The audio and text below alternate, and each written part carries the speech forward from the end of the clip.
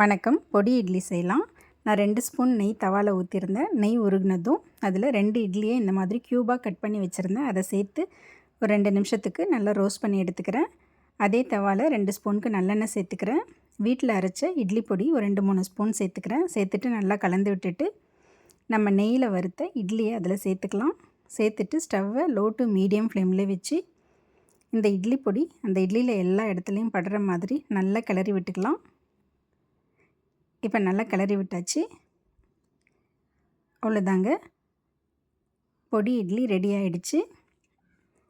இது நம்ம நெய்யில் கொஞ்சம் ரோஸ்ட் பண்ணியிருந்ததுனால நெய் வாசனையோடு சாப்பிட்றதுக்கு ரொம்ப நல்லாயிருக்கும். இந்த லீவ் நாளில் குழந்தைங்களாம் ஈவினிங் டைமில் ஸ்நாக்ஸ் எதுவும் கேட்டாங்கன்னா இந்த மாதிரி லெஃப்ட் ஓவர் இட்லியில் பொடி இட்லி செஞ்சு ஒரு ஸ்பூன் போட்டு கொடுத்துட்டா விருப்பமாக சாப்பிடுவாங்க. கடைகளில் எதுவும் வாங்கி கொடுக்கறதுக்கு பற்றி இந்த மாதிரி செஞ்சு கொடுக்கலாம். தேங்க்ஸ் ஃபார் வாட்சிங்.